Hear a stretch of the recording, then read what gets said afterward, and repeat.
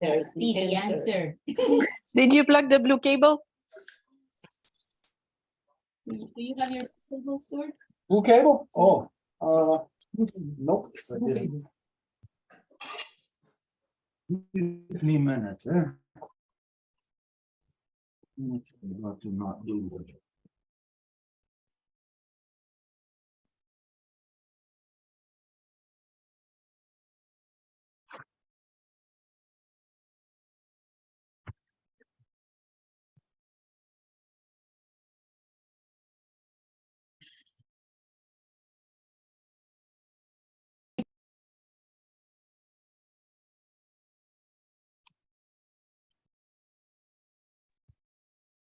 Oh, me too.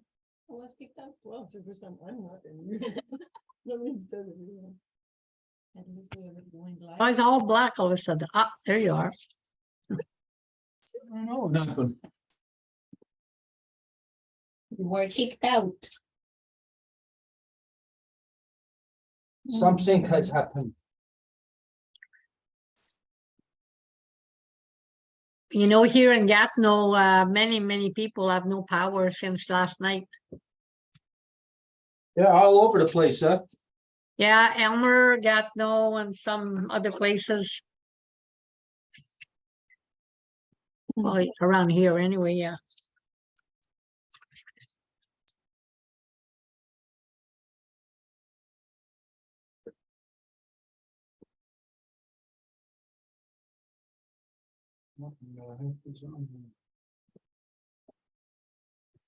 The thing was just working. It's been plugged in all this while. How come it don't work? We already got tired so fast. It's been plugged in for 2 days. Maybe that's why.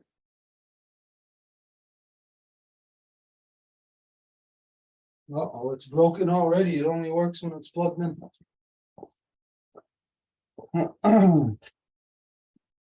Okay, well.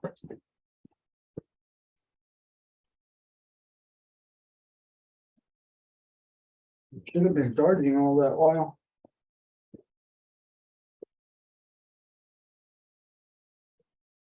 Yeah.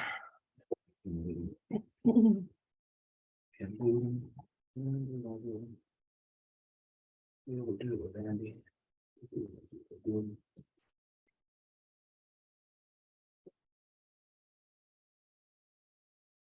Okay.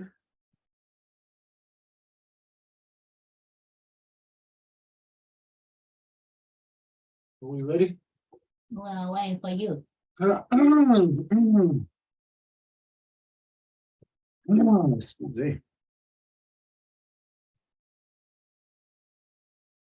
All righty. Well, I got the joke was I don't see us nearly. I could see down the Rio, you're just going on, you're just going to start on that. Retin over there, do go go your guess. Yet the sort of as a tank of Garako, and yet in the stars in Hunzagi, Wig Scott Niganue. Retin over there, do so a year, and it couldn't do heads at Gawis, and a grades in the Ganyard again, and a Guego or Quadri, or Moko Sopa. Retin over there, do yet the sort of gun on there, another headstone, they're going to go here, that the Hawkway. Dam dawe jag on hetser and gazat stasser and ganungwe. Dam dawe jag on hetser and asat ni got dardige ne ganyaga haga. Rajinyato, Ronata, Roni, Dono, Riskarewage. Dam dawe a goega on a go to Guyana Russell, go on a scano, Dono Ori Rio, Gariwa, Ori Chunsera, Dono Gazat Stasser, and Guyana one and a Ganigu Rio. Okay, so as you know, whenever we get together for meeting, any meeting, council ceremony, anything of importance, I want to go to first. This is where we give thanks for the things in creation that have created us, the things that we need to continue to sustain us. So we always begin by giving our thanks to the great spiral of creation, that when you look up into the nighttime sky, you are not looking into cold, dark, empty, lifeless space, the way that non-native science leads you to believe.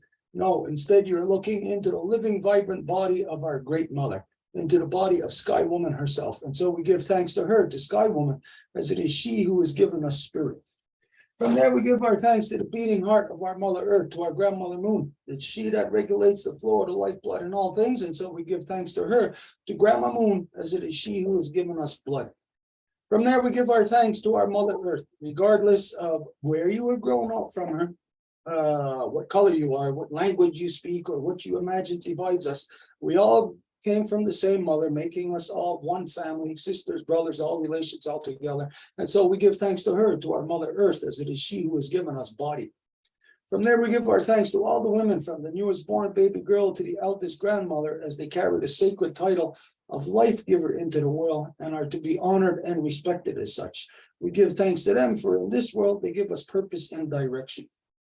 From there, we gave our thanks to the life force that flows between all things, that connects us to the microbial life that's floating into the sky. The bugs, the birds, the things in the tops of the trees to the roots of the trees, all things, all living things, all connected through this life force that we identify as Sawa Yerda. And so we give thanks to this, as it is a life giver force. And we acknowledge the mothers in all strains of life that perpetuate this life-giving force into the beings, the physical beings that we all are. And so the life force that makes me what I am, the life force that makes the unknown what it is, so that I can use that medicine to heal myself or make myself stronger when I am ill or feeling weak. So that life force that flows between that medicine and myself, that life force that flows between the water and myself, the air and myself.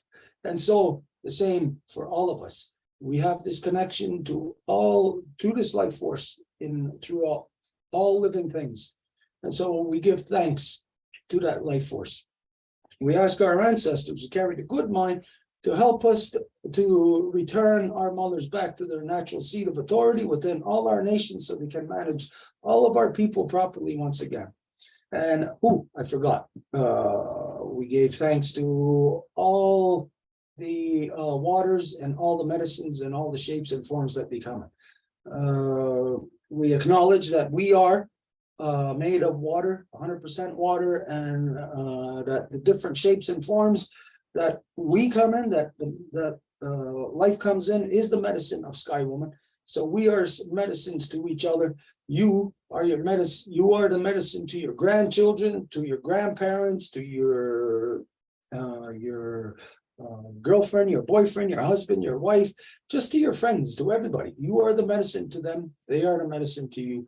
And when we keep this in our minds, then we can walk in this world with a good balance, in equilibrium, knowing that we are a medicine, being conscious of this, so that we are not going to put a bad energy into the world, that we are not going to put a negative there that is going to be our energy, what we put into the mix of things. We keep in our minds that we are medicine, and it is our conscious choice to be a good medicine or a bad medicine. There is no one who is just in this world and saying, oh, I didn't know I was a bad medicine. No, it's the conscious choice that each individual makes. From there, we gave our thanks to our ancestors, and we asked them to help us to return every wampum within the great law of peace back to the hearts and minds of the people, to return peace, power, and righteousness, and to establish the good mind within a balanced mind, to establish the balanced mind, giving way to the good mind. And so this is, again, if there is anything that is left out, then it's for you, the individual, to put in whatever you feel that was forgotten or left out, that you put in its proper place. Okay, so you hear clearly in the opening, you hear clearly that everything is oriented towards our matrilineal line. towards our mother's line. We identify that our mothers are the authority, that they are what manages our nations, that there is to be no such thing as governments, that there is supposed to be a management of people. People are a natural living extension growing out of our Mother Earth that are not to be governed the same way that water buffaloes, gorillas, anything is not supposed to be governed. They are supposed to be managed by those with wisdom and love in their hearts and minds. Anyone else is dysfunctioning within the white man's fantasy of governance. And so this is what has locked the entire world into the corruptions that we are experiencing, where everyone in the world is protesting something or fighting against something, saying that that the way things are is not good, but yet everybody is a part of it, and no one has a definite plan or agenda out of this craziness that the entire world has been locked into. What is this craziness that the entire world's locked into? Well, it's male dominance. What is male dominance? Well, male dominance is war. Male dominance is the current system, way of living that you are living. It's you getting up at whatever time you get up in the morning to rush through getting ready to spend a couple of hours in rush hour traffic and to spend 8 hours in the jail cell, and then again rush hour traffic to get home, to the point of where you don't have time for your loved ones. You don't have any quality time or quality energy left for them. And so you find that your life has been wasted in a regimented existence that you are enslaved into, to where you're working for who? Working, doing something. What are you working at? Who are you working for? What is the work that you are doing? When we know, in light of the agenda that the United Nations released in 2017 by the whole world conglomeration of scientists, identifying that we have until the year 2030 in which to reverse the destruction we have already caused to our Mother Earth. So what is it that everyone is working on? If you know that this is the main agenda that everyone on Earth is confronted with, that we humans have caused the current levels of destruction, through which means, through which avenues, how have we caused this destruction? If we're looking at, say, climate change, how has this been caused? What did humans do to cause this? Well, you know what you've done to cause it? All the stupid wars that the British white European warmonger has been engaged in for thousands of years. This is what you have been working at, because everything that the non-native does, every line of work that you do, is all part and parcel to a war machine, part and parcel to building your technology of war so that you can war. And this is the work that you do. You go to work 40 hours a week in some insurance company. No matter what you think you're doing, you are contributing to the war machine. You go to work in a hospital right now under the current conditions. You are working to heal the people who are, in fact, out destroying our Mother Earth. So yes, you may be a doctor. You may consider yourself to be a good person. You're a doctor. What are you doing with that? You're healing people who are destroying the earth. And when you heal them, do they change their ways, or do they continue in their acts of destruction upon the earth? They continue. So you who think you are a doctor, that you are a good person, are you a good person? What is it that you are working at? What is it that every individual on earth that you consider, you think that I must get a job, I must do this? You are asked questions by people that you meet. What do you do for a living? What do you do? Tell anyone that you don't work in the field of destroying our Mother Earth. Try to establish that. Try to prove that. You don't. Everyone works in the field of destroying our Mother Earth. So everyone on Earth is part and parcel to this. Everyone on Earth has been exposed to what the scientists hired by the United Nations what they have identified about the year 2030. So what is anyone's agenda to correct or to reverse or to do anything about this agenda of destruction? Nothing, because you get up in the morning to get ready, get in your rush hour traffic and go to continue to doing the exact same thing you were doing before the year 2017, when all the scientists said, hey, we got until 2030. So from 2017, everybody should have looked at what they were doing was part and parcel to the destruction and should have been working to undo everything that they were doing. So if you were working in whatever field you were working in, you should be working to get yourself out of that job, to undo yourself out of that. What steps have you made? Have you made any steps in this? No one has. Are you part of a plan, part of an agenda to actually take action on what the scientists have said about reversing the destruction that humans have caused to our Mother Earth by the year 2030? Are you on an agenda that does that? No, you are not.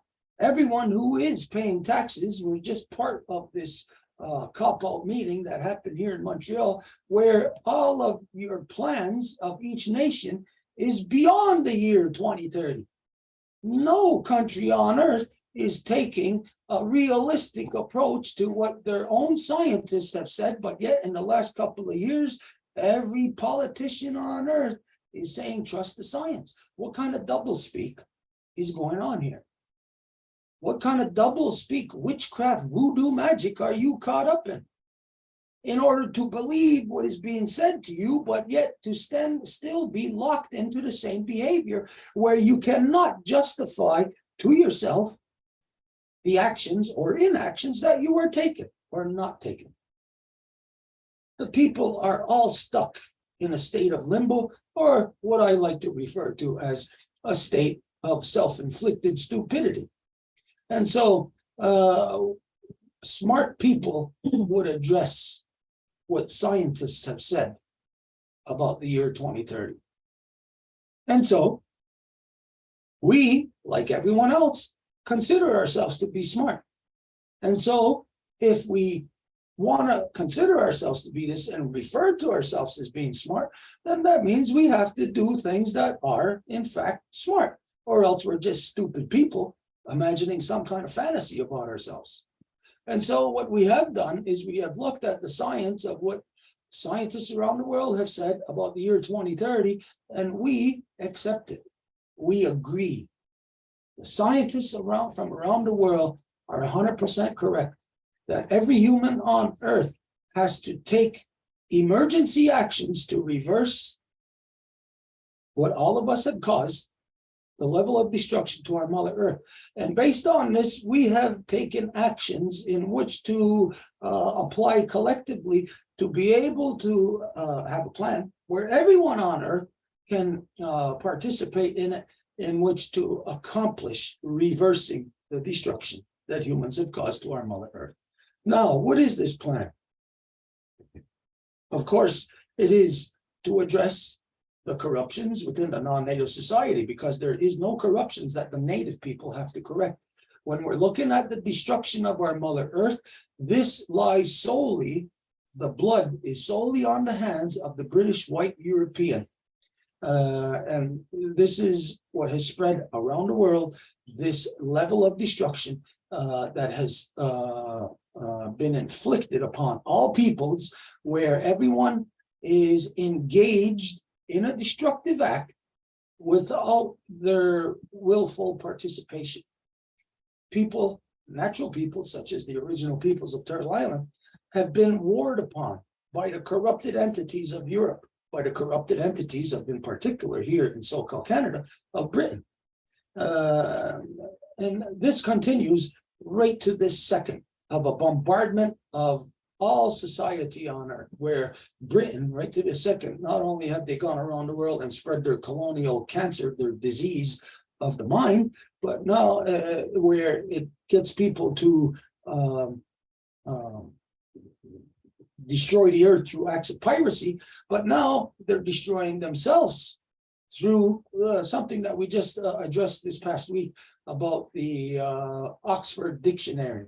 Oxford or Cambridge? Cambridge. Cambridge Dictionary, where they are giving new definitions for women, new definitions for men, new definitions that don't exist, that are legally canceling out mother, where we see the application here in so-called Ontario, where on birth certificates there is no more mention of mother or father.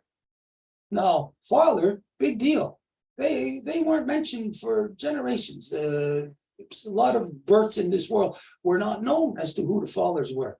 But you never could ever not know who the mother is. You always know who the mother is. But fathers have always been questionable, who the fathers are. So when they're talking about fathers on a birth certificate, well, that's not something that has been so crucial. What is crucial is when you leave out mother from a birth certificate. You are leaving out the primary, the identification of what the primary actually is in this world. Anyways, this is something that, we addressed and what we identified, that every woman on earth has to push back and fight against this Cambridge Dictionary, and what the British are doing, once again, redefining legally as to what woman, mother, life giver is, even to the point of where it deciphers or legally categorizes even girl, little girl, baby girl, all the way through what we have known since the beginning of time as what is solid in this world, as to being there is the life givers and the life protectors. Now, all of a sudden, after the British have raped the entire world, now they're raping the minds, once again, of all people on earth, to distort your vision of what mother, woman, life giver is. And so, as some of you know, that here within the Ganyangahaga Traditional Council, we had addressed the Two-Row Wampum Peace Treaty that was presented with all the non-native people that have come here, but we had made the mistake of presenting it to warmongers, to men. When what we didn't realize when we met them is that guys, you can't call them men from Europe, these are piss poor examples of what men would be. Because these guys that came here were all thieving, raping, murdering pirates. So how could we ever expect any kind of truth coming out of that white man's mouth who fills that role? You can never expect any kind of truth out of that white man's mouth who fills that role of the thieving, raping, murdering pirate that comes from Britain, because it's Britain's colonial genocide that is spread around the world that got the entire world to this level of where the scientists of Britain itself can identify that behavior has culminated into a collective action of destruction of our planetary species by the year 2030. So solution to this is, of course, to undo and to turn around all of the colonial destruction that Britain has caused and spread around the world. So to turn this around means that, of course, the number one thing that they have done is male dominance, spread the corruption of male dominant non-way of thinking into every male's mind on earth. And every male child grows up to not think, to not know, to not understand who or what they are, to grow up to be warmongers, to fight wars, to think that war is okay. So to push back on everything, that of course we had come to realize that the Two-Row Wampum was presented with the wrong people, and we identified that we had to rescind the Two-Row Wampum from the corruptions of whose hands it was put into, and to rescind it and put it into the hands of the true representation of the European. And the true representation is the mothers, the women of the European. And so you can ask, or you don't even have to ask, you just see, even right up until today, all white men of today, all when addressing the corruption of what they have caused here, what they have done for the past 500 years, all white men say, that was a long time ago. That wasn't me. get over it. This is modern day. They'll even say this is 2020. Get with the times. Okay, well, this means that it shows you that males, all white males' minds, right up until this second, are still corrupted in male-dominant warmongering mentality because they still project that their behaviors are okay. They don't associate themselves with it. When you benefit from the proceeds of crime, even in the white man's world, they say that that's illegal. You can't benefit from the proceeds of crime. Well, no, but this is what the white man does. They benefit from the proceeds of their own crimes. And so ultimately, we have identified the way to correct all of this is what we identified in our Ahondagari Wadekwa, to return our mothers back to their natural seat of authority within all our nations so they can manage all our people properly once again. This is something that every male on earth should say, but once you say it, what does it mean? What does that mean? That means that we, myself, are to accommodate, we are to facilitate the Women's Council fire, the Women's Council process, where the women begin to address the issues, all issues from the primary position of the life givers within the Life Giver Council, and that when they conclude, then their position is then handed over to the men for its consideration. And so this identifies that there is a lot of things in this world that the women would not even perpetuate beyond their council fire, that the women would say no to it, that this has no place in our world. Up until now, the corruption of the white man's world of so-called democracy promotes that the worst possible traits of humanity is what is nurtured. Not the best, the worst.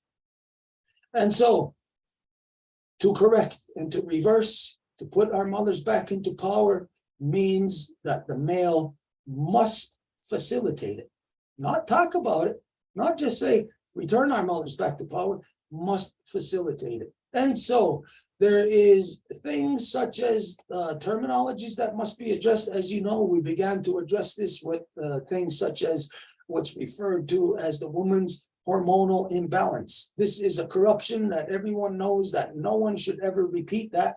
I just said that right now so that you know what we're talking about, because it is the male medical industry that has identified that natural process within the mothers, within the women, as a hormonal imbalance. What is the term imbalance? Is that a positive or a negative? Can anybody identify? Negative.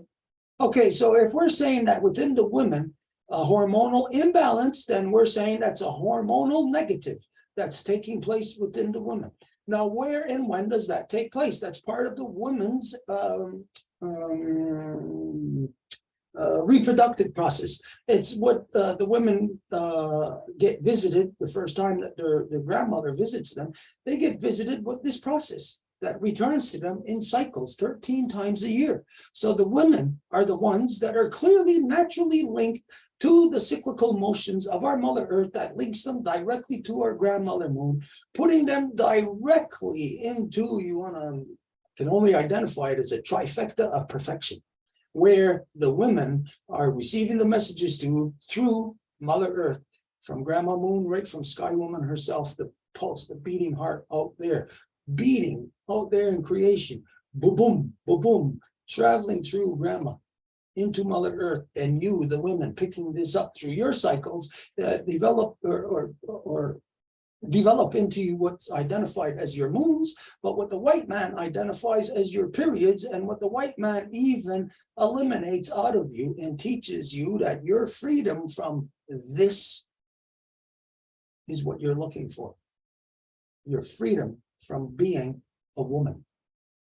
So we say to return our mothers back to their natural seat of authority. This means that we must learn of our mothers. And so the Kukum that's with us tonight, Francine, had shared with us, what was that, about a month and a half ago, we had shared, discussed things, and she gave to us the gestation process of the human, and over the next, from the time of the midwinter we're going to be going through this birthing process. So this means to understand and reconnect to all the daily evolution of an embryo, of the seed that is within, the egg that is within our mother, and how this becomes fertilized and slowly grows to fruition to have us, a baby, be pulled out of a realm of which none of us can identify. But we are formed out of nowhere, out of nothing, brought into this world through the conduit of our mothers, brought into this world in accordance with the law of creation that is ingrained in our DNA. And so our mothers bring us into this world in law, through law, for law, to uphold law upon her body. And we males are in this world to be the hands of our mother, to beautify, to perfect, to create what our mothers identify how peace is supposed to transpire here in this world. And so for tonight, what we are going to discuss is something very crucial for every male to hear. It is about everything, about the female process. We can't say tonight just specifically about menopause, because you can't speak just about menopause. You speak about menopause, it's connected directly to when you're a little child, a baby girl, to the time you get your first moon, and all the way through to the time that you first experience that wave within you where you see a boy that you like. All of this is crucial to understanding menopause, because no part of a woman's life is a separate part. It is all intertwined, just as law is. Just as you know that the first wampum is connected to the last wampum, every wampum in between, they are all intertwined. And you really can't discuss one without the other. Okay, so, but tonight specifically, this was a request originating from within the women to learn about menopause, what's experienced there, what you can expect, you know, how you gotta, what certain things you gotta watch for, you know, to keep yourself in check and things like this. So anyways, but again, it's for everything. So we're here to facilitate this and to listen to it. So now I shut up. Now we'll go, Francine, there you go.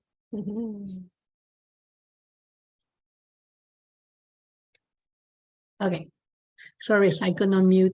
Taki singide kwede danjikas miknik ni dodem. Chico kumanish na bekwe. Mami Wiyandao. I am the daughter of Clemence, daughter of Selina, daughter of Alphonsine, daughter of Marie, daughter of Tuataguash, which means she who carried the water, and daughter of Canastasia. So I'm very happy to be here, and I'm really glad, Stuart, that you mentioned, you know, the word unbalance, and you know, I was going to talk about that, but also that word that I hate so much, which is PMS. You know, premenstrual syndrome, like it's a syndrome, and I'm there. Syndrome, it just does not make sense. Who ever thought that this would be a syndrome? You know, when I was 12 or 13, you know, when I started my moon time, there was no such thing as PMS, you know, and I always tell the young girls when I teach them, I tell them that PMS is just, you know, when I was little, if we had like, you know, stomach cramp or whatever, you know, we go to the drugstore and we get this one kind of pill, and it was behind the counter, and we're all shy to get it, you know, like I remember I never had to take any of that, but I remember some of my friends saying, oh, would you go and get it for me? Because, you know, everybody's watching us, and it was so taboo, right? And now you have aisles of stuff. You know, it's so commercialized, right? This big sign, you know, premenstrual syndrome. And it always hits me when I see that, and I get so mad that, and of course, this was created or thought of by a man. It couldn't have been thought of by a woman. It's impossible. So, word like syndrome and imbalance and even symptoms, like symptom is a disease, and menopause is not a disease. It's a normal thing, and it's natural, and it doesn't hurt, right? It's not something that hurts. I'd like to start by saying that, when you start your moon time and all the things that you may have went through, I guess I could say, during your moon time when you were younger, it's not supposed to happen. It's not normal to have pain, and this is not a normal thing. Sometimes it's things that you hear, and it makes it that you expect to have pain because everybody else says that there is pain. You expect to be in a bad mood because of this PMS new thing. I raised 5 girls, and there was no such thing as PMS in my house ever, ever, ever, ever. There was no such thing, as my husband never complained that the girls were in a bad mood because they were in their moon time. It was a natural occurrence every month, and we all, lived it in a good natural way, and also in a good, how can I say, equilibrium, right? It was part of life, and nobody was complaining, and nobody was saying, "Oh, don't talk to me, I'm in my moon time, and I'm in a bad mood." That never happened in my house, ever. And it never happened in my house when I was with my mom. There was 4 of us, with my mom, 5 girls in the house. And that never happened either in my house. We never heard any of that stuff. That came much later. And I'm glad that I had raised all my children before this happened, this new syndrome things. And I have a lot of conversation about that with my granddaughters. One of them once mentioned that she was in her PMS. And I said, explain that to me, please, because I do not understand what it means. I said, well, I'm in a bad mood because I'm in my moon time. Well, she didn't say moon time. She said, because I'm in my period. I said, first of all, you have to name it properly, and you have to make that connection. And it's not true. It's all in your mind that you're in a bad mood. So, trying to teach her, and she's never, ever talked about it again, and my daughter says that, she was having her moon time in a good way. So I think it's just a perspective, and teaching the young ones that there's no such thing as PMS. This never existed in my house, and I don't believe it exists. It's a commercialized thing. It's a man-made thing. Now let's move on to premenopause. I guess we're going to talk about premenopause before we talk about menopause. First of all, I know many women it's almost like a PMS, right? They're just not looking forward to it because of everything that they've heard and things. Well, if you live your life with a clock, with a watch, with a man-made calendar, you may have some problems with premenopause, because that means you're not connected, right? I always say, you don't live your life with a watch and a clock and a man-made calendar. These are not natural things, right? You live your life according to the sunrise and the sunset and grandmother moon, and that's how you should live your cycles, right? And if you live your life according to that, well, premenopause is going to be much easier. Of course, we don't want to say, we have hormonal imbalance, but it is an hormonal issue. We produce less progesterone, we produce less estrogen. It's just like men, men produce less testosterone, and they also are affected. They have erectile dysfunction, sometimes decrease in libido, loss of energy, loss of concentration, sometimes weight gain. But men don't talk about it, right? They say it does not exist. So let me tell you, andropause exists just as much with men as it does with women. Maybe not as strong, but I remember my dad would get night sweats and his pajamas would get soaking wet at night. And my mom would say, oh yeah, he sweat all night, but he's not gonna say he did, he's just gonna pretend nothing happened. But they also have some, they also have a lower testosterone producing. So it affects, some of their physical, right? And some of their like erectile and libido for sure, and concentration and weight gain. But us women, because of all we are not made the same, right? We are life givers. Our whole body is different.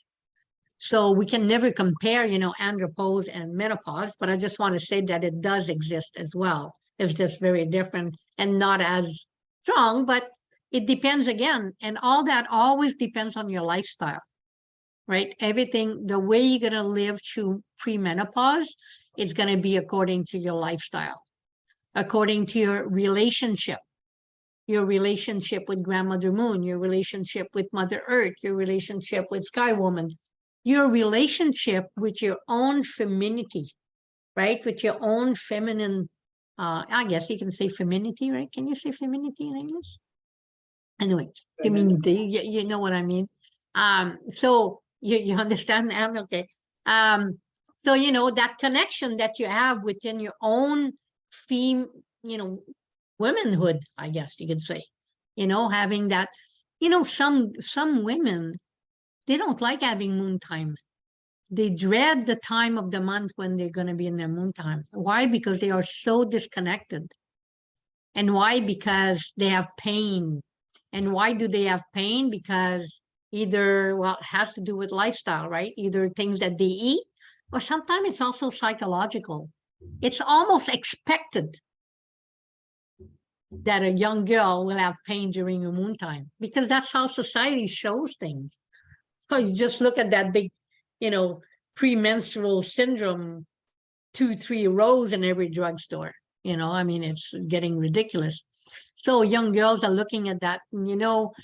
Stuart, I was listening to you talking about that dictionary, and it makes me so angry. And we do have to stand up, and we cannot. I've read something today about that. Something, it was a joke, about Santa Claus, and Santa Claus having a meeting with the reindeer and all this thing. It was like a joke poster. And he was saying, well, now we cannot call you reindeer anymore. We have to call you this, and we cannot call you elves anymore. We have to call you this.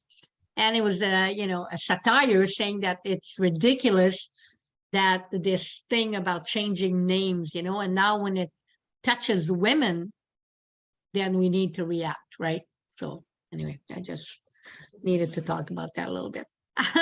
Make a parenthesis about that, because it's all part of, it's all part of, because if our young girls, our young baby girls grow up without these words, without these things, how are they going to live through their moon time? How are they going to live through their premenopause and their menopause? It's going to be so hard on them, because they're going to be so disconnected from being a woman. There's a big difference with being a woman and wanting to be a woman, if you know what I mean. So, being a woman, and if society, I mean, women, how can I say, women are taking a lot of places, a lot of room right now, and more and more and more. And society does not like that. So how do you destroy that, right? How do you destroy, well, you start by attacking women, right? And removing womanhood, and removing that sense of, that we are important and we are life givers. If they take that away, how are we going to teach our little girls? We're going to have to do a lot of work. you know, when we, as I'm going to talk as an Anishinaabe woman, how do we live through that premenopause and that menopause? Well, you know, the Iroquois people, they live through the Longhouse principle, right? Everything is according to the Longhouse principle. As Anishinaabe, we work a lot with the medicine wheel and the wigwam. So we go through cycle of like 13, right? Like 13 years. So the first 13 years of your life, you know, you are like innocent and you are a child. And then you start your moon time. And then for the next 26 years, you're in that life giver's position, right? That time when you give life or when you are a mother. It's all about motherhood, giving life. And it's that time when you can do that, right? When you have the possibility of giving birth. Then when you enter that last door, you know, that northern door, then you would reach 52 at the end of that door, right? So when you reach 52, it's when you're supposed to be already in your menopause. It's supposed to be like 1 year, since you do not enter menopause until it's been a full year that you haven't had moon time.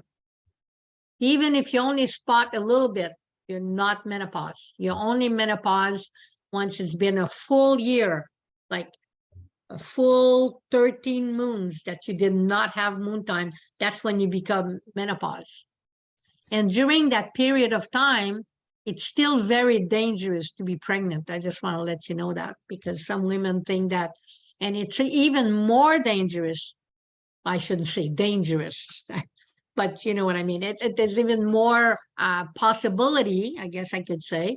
There's more possibility for you to get pregnant during premenopause than there is throughout your whole life, because you don't know, right? You cannot really count anymore. You cannot really say, okay, am I ovulating right now? Oh, I don't know. Oh, I don't know, because, well, I didn't have my moon time for the last 3 months. But then you start again, right? And this happened. I know a girl that she was all happy because she was going, we do rites of passage, right? When you finish your moon time, it's a rite of passage. And she was all happy to do a rite of passage. And she figured, you know, and she had been 11 months without a moon time. And it was the month of June, and it was the strawberry moon. And that's when we do the rites of passage. And she started her moon time again. And she had her moon time for another 4 months. And this transition, this having moon time and no moon time, and it could last for years. Some women, they can have that for 7 to 10 years. So depending how old you are when, you know, when you start. Some women can start around 40. Some could start around, you know, like 39 is a bit young. They say that if you start out at 39, there could be a medical problem. But usually around 41, 42, it's kind of normal to start having premenopausal, you know, signs that, you know, you have your moon time, you don't have your moon time.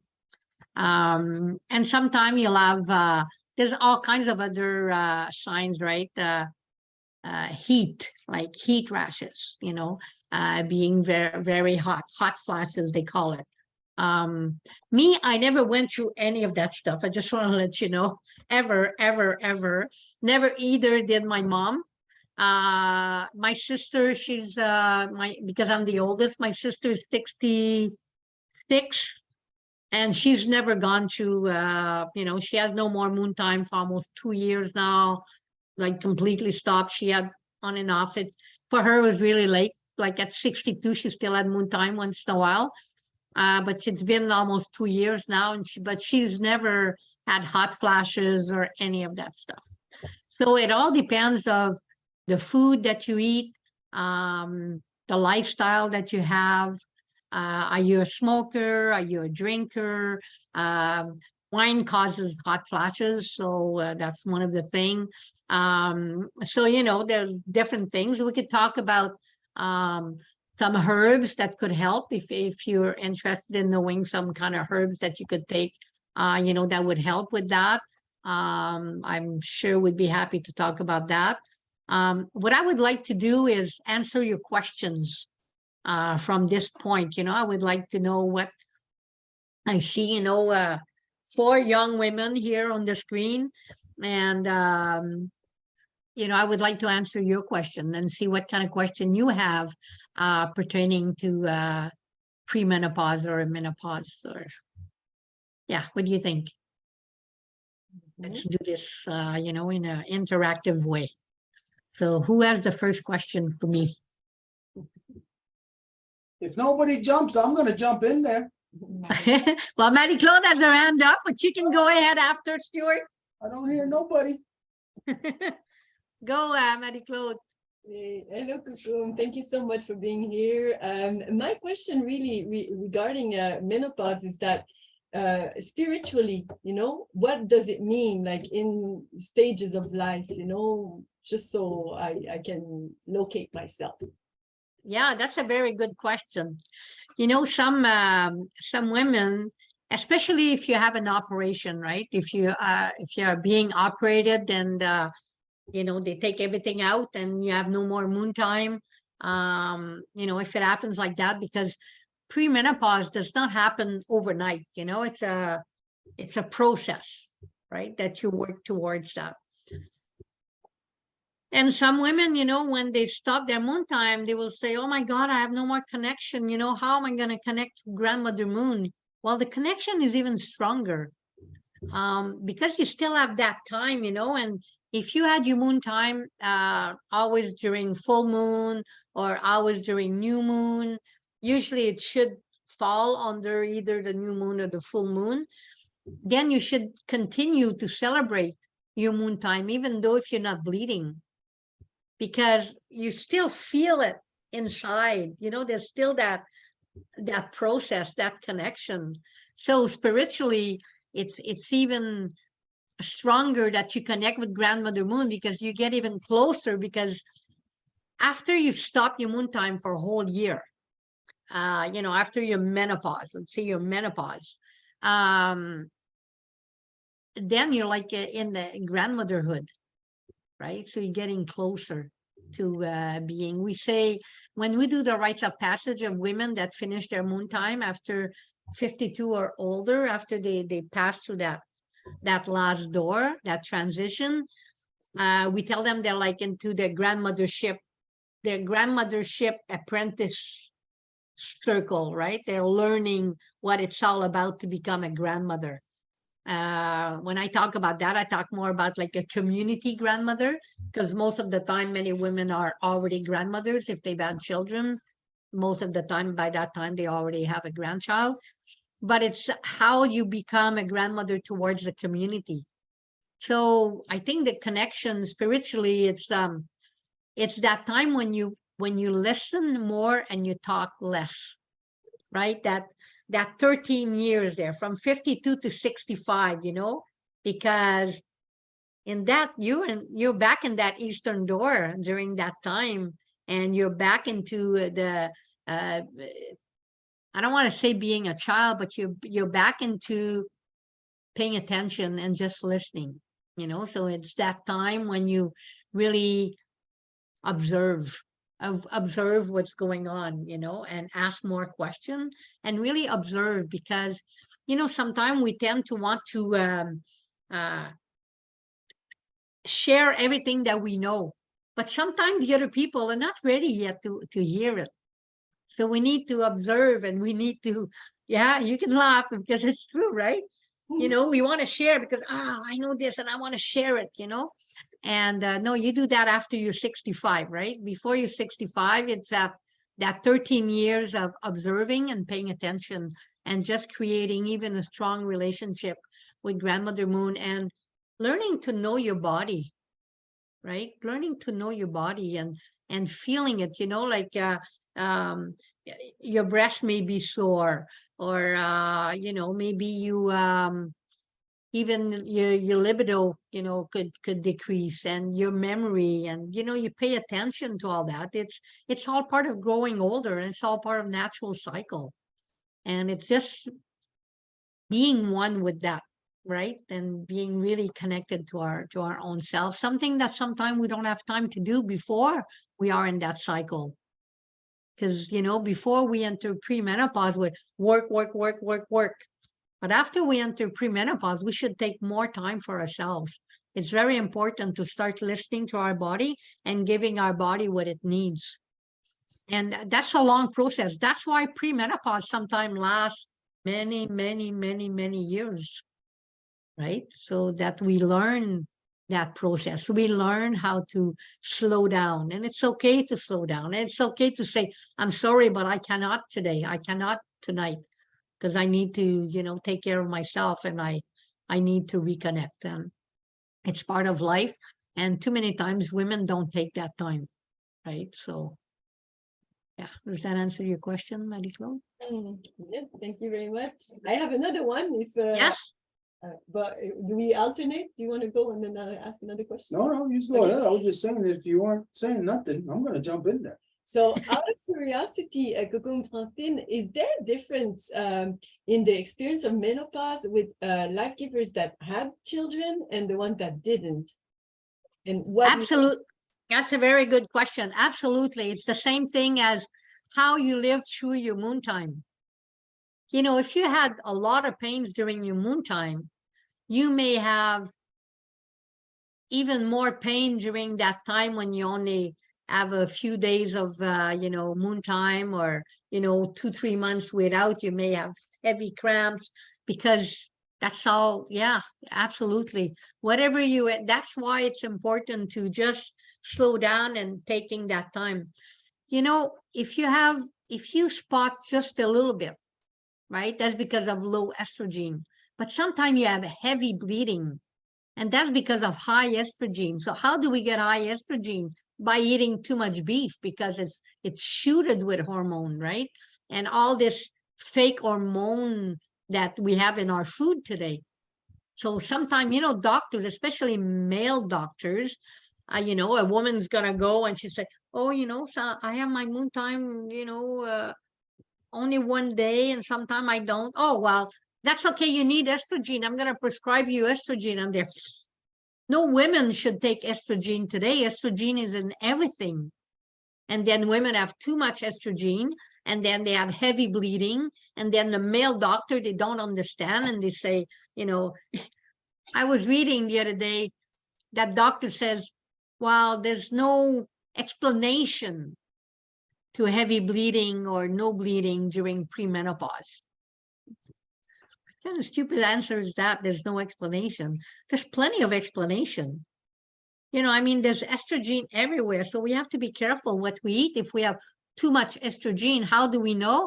We're going to have heavy bleeding and maybe more cramps. That's because our body has too much estrogen, right? And if we hardly bleed at all, just very little, we just spot, well, maybe it's a normal part of our premenopause, but maybe we are lacking estrogen, which is normal, which is a normal state, because at this time in our life, we have low estrogen, which is normal.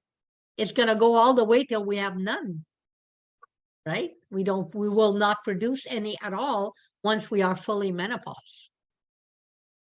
So yeah, absolutely. If you had children, if you had, it affects everything, because it's all part of your womanhood, right? It's all part of your womanhood. It doesn't mean to say that if you had children or you had no children, it's going to be harder or it's going to be easier. That's not what it means. But every woman is different, and every woman will live through this in a very different way. There's not one woman that goes through premenopause in the same way. It's very personal.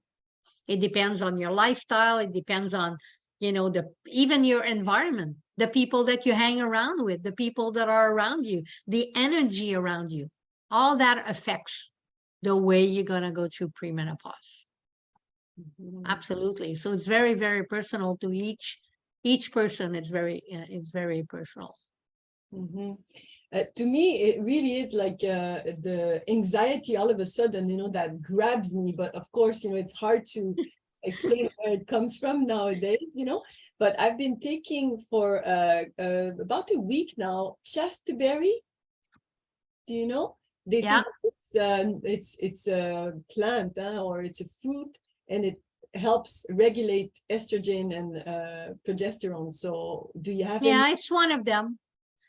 Yeah, it's one of the good plants. I prefer red clover. I think red clover is easier to harvest. You know, it's everywhere.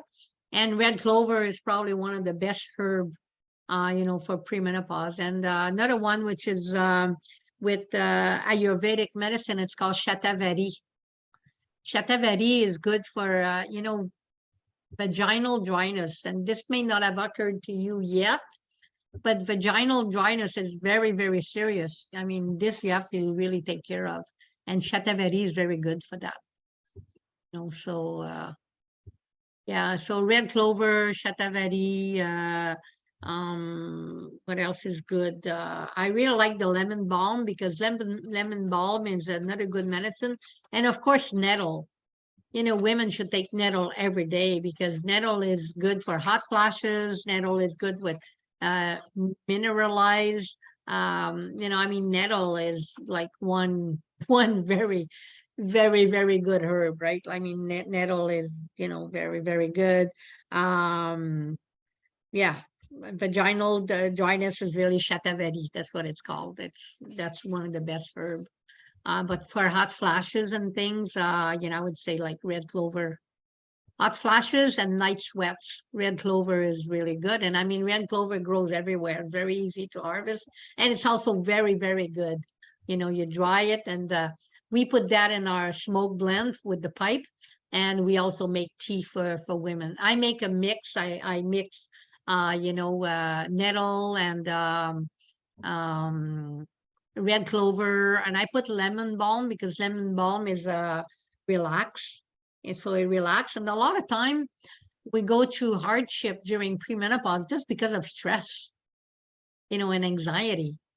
And we shouldn't be stressed because we are premenopausing because it's a normal step in our life, right? It's another rites of passage. It's another part of being a woman and actually being a human being as well, because every human being goes through that rite of passage at one time or another in their life. And sometimes women say, oh my God, I'm getting older, I'm going to lose my memory. And I can't even hold, I go to the bathroom and I can't even hold it anymore. And like pelvic exercise is very good, and it has to start like as soon as you're like 40 years old. You should start pelvic exercise. This is one of the most, because if you don't start when you're young, if you wait till it happens, you won't be able to do pelvic exercise. It's just not going to work. So pelvic exercise is also another thing that's very, very important as soon, but don't be anxious and don't be stressed about it. It's normal transition into a new life. Like I say, just from what some of my client tells me, and while I had two sisters, they had really bad hot flashes. And women coming to circle and they're very hot and they want to, it's so hot in here. And I said, well, no, I don't, I think it's perfect. Because I never, ever, ever had hot flashes. Never. Never had night sweats.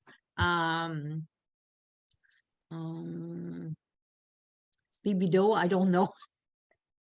Honestly, because my husband passed in 1991, so I have I don't really have any relationship, so I cannot really talk about that, but I know it's a common thing, but I don't know if you ladies know about Jeannette Bertrand. She's on a public figure, and she fought for women equality all her life. She's going to be 98 years old in March, and she still writes book. And she wrote a book. It's called Getting Old by an Old Woman. And she talks about that she talks about sexual intercourse, and said sexual intercourse is not necessarily having a penetration. Sexual intercourse could be like hugs and warmth, because especially men, they lose erectile function a lot sooner than women. Women could still have that thirst, I guess, for relationship, and men less, as they get older. But but we don't need to have an erection to have sexual contact, like hugs. So it's learning a new way of doing things, but not in an anxious way. It's part of, just like when you were a little girl and you started your moon time. If you were a little girl and starting your moon time was a big, big, big stress, well, maybe entering into premenopause will be a big stress. That's because you are having a hard time with transition into your life, right? And there's going to be transition, and menopause is another transition, right? Premenopause is one, and menopause it's completely different, right? Because then, you're that's it. You don't have no more moon time, and then you have you're getting older, so could be a memory, it could be, but you have to keep exercising, you have to keep eating well, and you have to keep doing these things and not be anxious. That's the secret. It's not stress is the worst thing for premenopause. The same as it is for when you have your moon time. If you're stressed out, you're gonna have big cramps in your stomach. Right? So it's the same thing. But there are a few things that you need to look after, like vaginal dryness, having a hard time, urinary dysfunction, having a hard time holding on. So these are things that, you could do. I mean, this is part of life, right? So just part of growing up, just part of growing older. And it's beautiful the way our body is constituted, the way our body is made. All we have to do is connect with it and not be stressed. Mhm. Okay. You. There's Anne that raised. And yeah. Hi, Hi, Anne. this is great. Thank you for this. For myself, I'm now into menopause. I did not have a hard time throughout my life having my cycles. Okay, I didn't experience pains and all of this type of stuff. And I had very regular cycles. When I stopped my cycles, I did stop at pretty much exactly 52. And I'm 59 now. And I did not experience any of those things either. No hot flashes, and it was wonderful. It was fine. However, when I went into the hospital just recently in the last year and a half, and they did this operation here, and I used this colonoscopy bag. At the same time that happened, they found a cyst on my ovary. And they removed one of my ovaries. They took one of my ovaries at that time. Since that has happened, right now, I'm in the full straws of all of those things. I sweat, and I talked to my surgeon, who was a woman, and I talked to my family doctor, who is also a woman, and I talked to another surgeon that was at the hospital, my second operation, because I went in and they were able to remove the colonoscopy bag.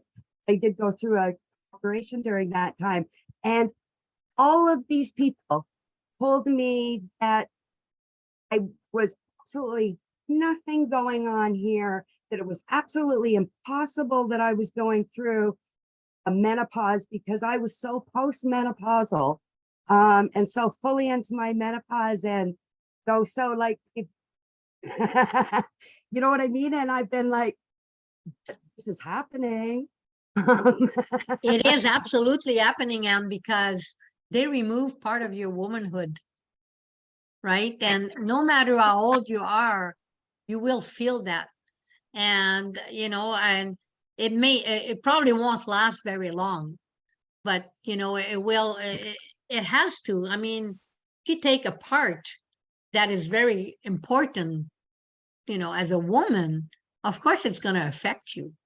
How stupid a doctor can be when they say it cannot affect you, even as women. That's because they're so disconnected. They're only in their books, right? And they disconnect from their own womanhood. Well, that's Oh, I would suggest, that you make some red clover herbal tea and yeah, and accept it I too, mean. because sometimes it's acceptance. Losing an ovary is a big thing, right? And sometimes even though we are menopause, we still have all these woman parts, and but once they start taking some of these parts out, it affects us psychologically, regardless.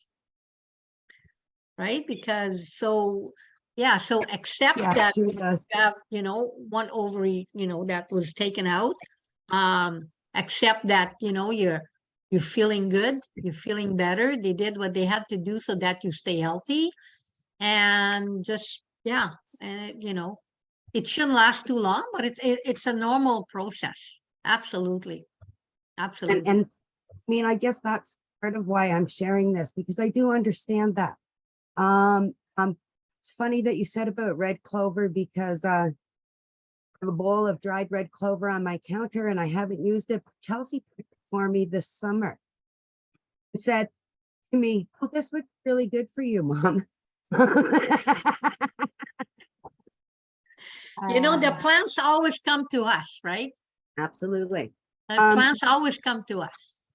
And for me, it's I think that when we talk about that connection happens, like I do feel that now that they have removed this ovary, for me, having these people understand that, it is a grieving process for me.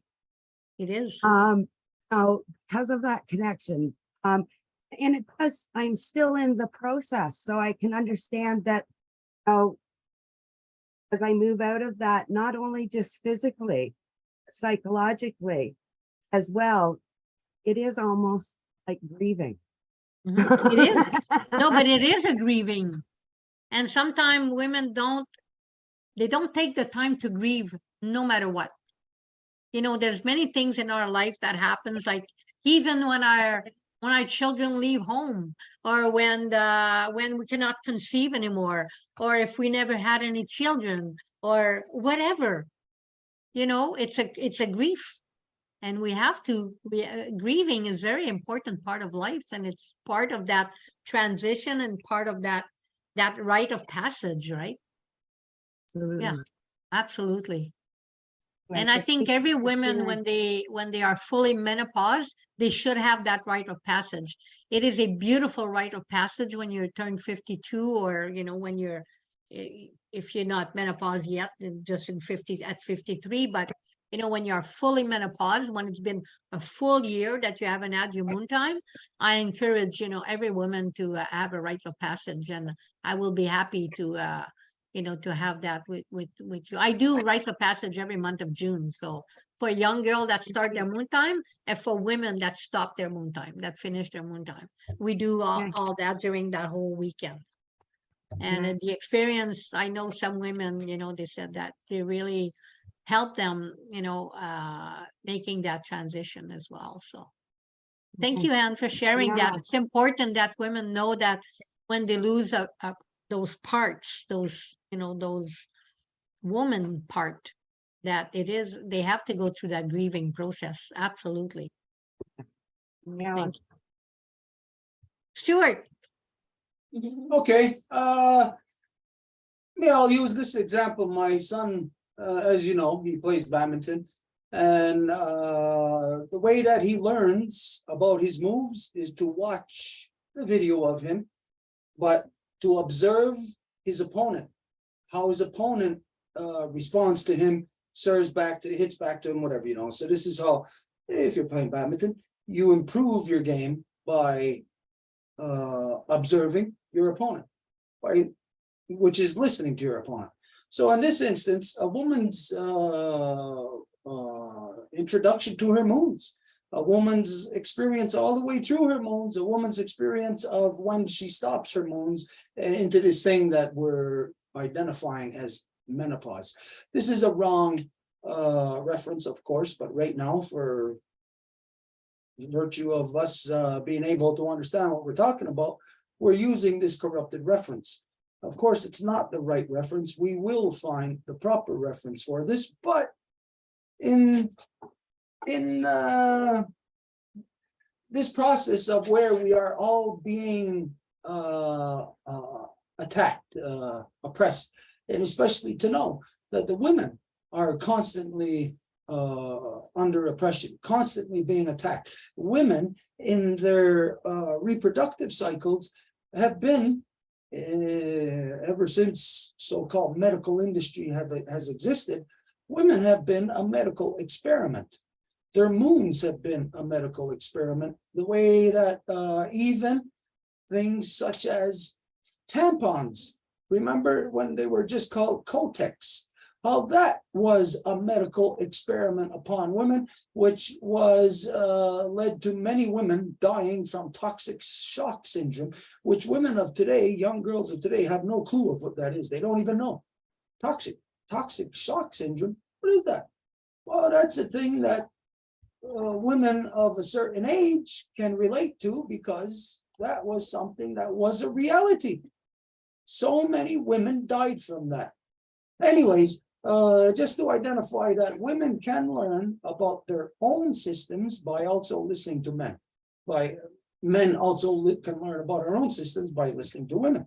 Now, I'm not going to say that you're going to learn something from me, but I will relate things that I do know, things that I have experienced.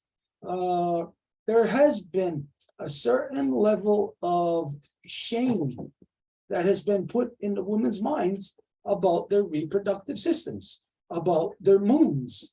I remember when I was a kid, I was staying on the highway.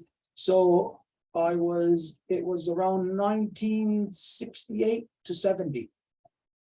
So I was anywhere from 6 to 8 years old. In the neighborhood, I remember different women used to ask me to go to the store for them. There was a store on the highway near Yeah. it was called Alphonse's.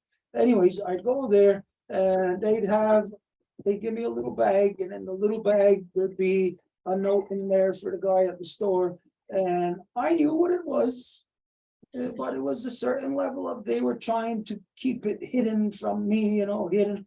But there was also a certain level of that the women were able to, I don't know if it was trust or they felt comfortable in having me go to the store for them to pick these things up for them. When there was other young guys in the neighborhood that they weren't doing that with, they weren't having those young guys go and pick that up.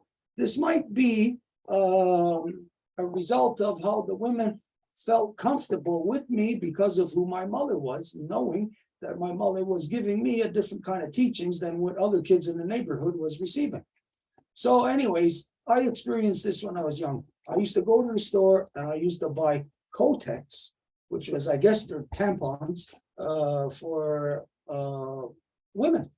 And to me at the time, they were older women. They seemed like older women. Of course, I was, like I said, 6 to 8 years old. So, the woman in particular, one woman that I'm thinking of, she may have been in her late 30s or 40s, and so to me, she seemed like an older woman. But there was also younger women that were having me go to the store and do that for them. That's just an observance that I have. So I have that little bit of experience there with them. I have experience in my life of seeing that the women were not speaking of their moons publicly, collectively. And so it was, let's see, it had to be around the mid-90s, where myself in the Longhouse, I was pushing the women. You've got to talk. You've got to talk. No women were talking in the Longhouse. They weren't doing it. So they weren't talking about whatever gets talked about in the Longhouse. So they sure as hell were not talking about their own reproductive systems in the Longhouse. So when I got older in the mid-90s, let's see, I'm about 35. I'm in my mid-30s to late 30s. And I'm asking the women to speak in the Longhouse. So the women started speaking. Now, this isn't something that's new, of course. It used to always happen. But what is new is how the male dominance came into all of our communities and stopped the normal behaviors of our people. And this is really only like within the last 100 years. So what has happened, what it's resulted in is that there's a breakage in the collective of women in understanding about themselves, understanding about their reproductive systems. There is a level of fear because And shame, Stuart. Shame, because men made it shameful. You know, it was even some culture would look at the women and their moon time, they would say, oh, get away because you're gonna break things and you're gonna destroy, even within First Nation. Even today, you know, women are not allowed to be in circles when they're in their moon time in many places. And I try to explain to women this is because you are so powerful that the men are afraid. But that's not what the men let the women understand. They say, oh, you know, it's like the women they feel like they're, even today in 2022, it's still like this, you know, in many circles where women, you know, cannot enter a sweat lodge if they're in their moon time. If women, well, I don't think women should sweat in their moon time anyway, but, you know, still, they're not allowed to sit in the same circle as everybody else. They have to sit outside the circle because they're in their moon time. Me, I was, you know, I never had those restrictions in any of my circles. If I would go to circle where there would be those restrictions, I would not go back to these circles because I don't believe that women should have those restrictions. And if there are for any kind of spiritual reason, then women should be made aware of the reason. It's because they are powerful, not because they are dirty or not because, and some women, that's what they think. So yes, Stuart, you're right, but shame is a big thing. And I remember when I was like in the 60s, you know, in the 60s, we didn't buy no products. We had, our mothers made us those cotton things, you know, we washed them and that's what we use. That's what I used when I started my moon time. We didn't buy anything at the store. But when we started buying things later on in life, you know, it took a long time for women to not be ashamed, not only shy, but ashamed of going to the drugstore to buy all the produce. And I know many girls that they would ask their boyfriend to go and do it for them, like you know, like you were saying, because they were ashamed. Can you imagine? You're ashamed to go buy what you need to take care of your own body. So all that as a reflection on how women, you know, have these cramps and these pains during their moon time, because of first, you know, shame is a big thing, and it's sad. And you know, I teach in the school grade 8, and sometime I ask, you know, if you know, I go there specifically to talk about moon time, and you would not believe, even today in these time, the questions and the things that these young girls in grade 8, especially grade 8, that's my favorite grade to go talk about it. Grade 8, the things that they are sorry, but they are ignorant. They don't know. They don't know nothing. Their parents are still in that mode. Even today's parents, which are young girls, they still don't say nothing to their girl. They just say, oh, well, just go and buy that and put that and it's going to last 7 days. They don't tell them nothing. I talk to them about relationship with Grandmother Moon, and they don't even know what I'm talking about, you know, and they're afraid to talk about it. And I had more questions many times from the young boys in the classroom than from the girls, because the girls, it took many young boys to ask questions before one girl would finally open up and say something. So that tells you a lot, you know, that tells you a lot. Like in 2022, that young girls are still I don't know if they're ashamed today. I don't know if I can say that, but they just don't know. They have no connection whatsoever with that part of their body, with that cycle, that natural cycle. They're like, oh, I don't want this, and it hurts. And I had one little girl, she had not started moon time yet. She was 11 years old. And she was with older girls, and we were talking about moon time, and I knew she had not started hers. And she said, oh, me, I don't want to start mine, because it's going to hurt. And I say, who told you it's going to hurt? Well, my mom said it's going to hurt. Can you imagine? So this 11-year-old little girl never had a moon time. She's already anticipating pain. She's already living in fear. Yeah, she is. So, and then eat it. Well, the fear, Sorry, Stuart. the fear is something that I say, or what I have seen, is more predominant in the women, and not necessarily associated to their moons or any of that cycle, but the fear is rooted in how the sexual experience, sexual interaction has been bastardized, how it has been corrupted by the male, to where today all the women, all young girls are living in fear. Once they start having sex, they're living in fear of if they're going to get pregnant or not. Now, this is something that is not addressed in the world, but which I myself had identified many times in ceremony, that any unwanted or unplanned pregnancies in this world are the direct cause of male. It is the cause of male. Women are not going to get pregnant by accident. It's not going to happen. You're not going to be walking down the street and pass by a fertility clinic and, ooh, you're impregnated. You're not going to all of a sudden get impregnated by accident. No, all young girls are conditioned from even before the time they start having sex is to be concerned about if they are going to get pregnant or not. This tells us that the approach to sexuality by the male is not there. It's not addressed. It's not taught. It's not known by the men to be able to share with their younger sons, or the younger males, as to the proper approach to the sexual interaction between males and females.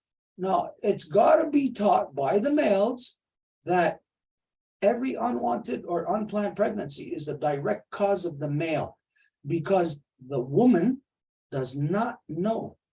She cannot tell. She can look at the face of that guy and start to wonder, what the hell's going on with you? What are all these crazy faces you're making?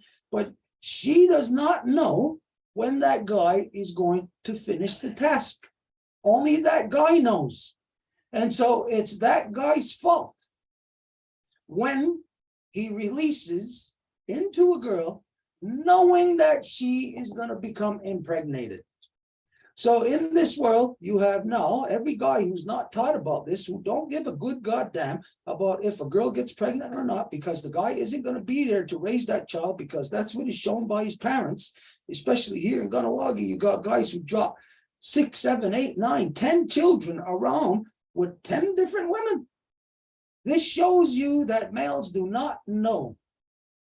They haven't got the slightest clue of the proper interaction with the female, which tells you then that the women are living in fear, because who is left to raise the child? Who's raising children on their own in this world today? Who's complaining about it? Is it men? No, it's not. It's women. Which women? Is it old women? No, it's not. It's young single mothers. So young single mothers find themselves in a predicament because there's a taboo around the woman's reproductive system where we don't speak about it, we don't teach it. It's not there known to the young children as they're growing up. They're all of a sudden stricken with it in what, grade 7 or something, you know, whatever grade, younger and younger now, they're not slowly learning about it in a proper way through their parents or their elders. They're being dragged in a bastardized way into a corrupted sexuality that is being taught in the schools, where they don't know which side that they're on. And so they're given an option by their parents. You could be known, you're born as a girl in this world. All of a sudden, their parents are telling them, well, you're not necessarily a girl. What kind of insane people is this? So these insane people cannot deal with teaching a proper interaction between the guys and the girls. So for myself, what this culminated into is me in the mid-90s asking for the women to speak until they finally started speaking, and then started to saying that we got to hear about the women's moons. I have to hear about the women's moons. If you don't want me to be male dominant, then you got to teach me to understand the thing that I would be male dominant towards. So women are not teaching men the proper things so that their sons grow up to be dominant towards other girls, other women. But the mothers can't deal with it at that point. So we've lost control. Humanity is spinning out of control because of a generation gap was created where the younger generation is not listening to the older generation. And the older generation cannot even, in most cases, even convey the proper thing, because the collective knowledge of our things such as this has been taken away from the people.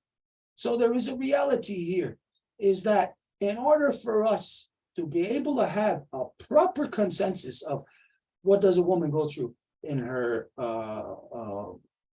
menopause, what does a young girl go through, what does middle age, every stage of woman, what she's going through, it cannot be understood by the male if the male is not taught these things from the time that they are children. They have to be slowly acclimatized to it. And it's got to be this way through ceremony. So in ceremony, the young boys are taught about the 13 cycles of Grandma Moon. Oh, so we learned this as little babies, 13 cycles of Grandma Moon. And then we get into young boy age, and then we start hearing that the girls a little older than us are coming into their cycles of their own moon with Grandma Moon, and it happens 13 times a year also. So we then, to the minds of the young boys, two things are being correlated here. Our grandmother Moon in relation to our Mother Earth, and the younger girls in relation to our Mother Earth. So here again is this like this trifecta of perfection of the life giver's line, through the power of grandmother, daughter, and granddaughter, having the ultimate power of knowing and understanding her reproductive system in relation to the men, so the men understand it, can relate properly to her, so then she can stand in her proper sexuality. So women's moons have to be spoken of. It has to be taught to young boys. This is part of the taboo and the fear that women think they got to hide this. You hide it, it is going to become something that you are going to lose. If you don't hide it and it's there in the public in the proper way and taught to the young children in the proper way, then the young boys will grow up in a proper relationship, to the point of where myself, I have said to the young girls in the ceremonies in the Longhouse that when you get to the age of interaction with guys, when you start to like guys, and you are on your moon time, and if that guy is not there with you, leave that guy. That's the wrong guy. Because any guy who is going to be with a girl, he has to be with her on her moon. If he cannot be with her through her moon, he is not really there with her. His interest isn't really there with her. He's not there on that level. Not to say that he's committed to her, because even that is maybe to say too much, but to the level of having a proper interaction of respect, where the male respects the female power. And so this is everything within the reproductive system of sexuality, of even just friendship between a guy and a girl. It has to be rooted in the guy's knowledge of a woman's moon times, of her, all of her interactions in that. So I got to have a knowledge from when I was a child of how I interacted with women when they're on their moon. Now I have this knowledge that they used to feel comfortable in sending me to the store for the things that they needed.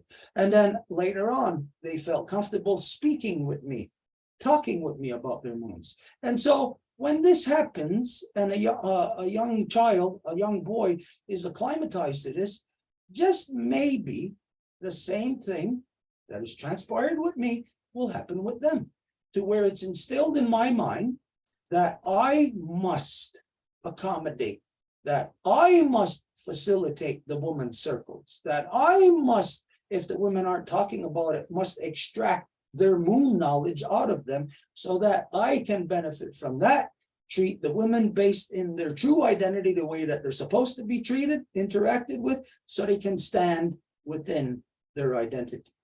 I can only stand as a man if there are women there showing me how to stand as a man. Women can only stand as a woman if there are men there giving her, granting her the power, the right to grow the way that she wants, meaning that we are not oppressive. Not that we grant her the right to do this, but we grant the right to us not interfering in their growth. And the only way it happens is to have a guy constantly groomed throughout his life into the full knowledge of what all the cycles are of the mothers, because that's where he learns it first.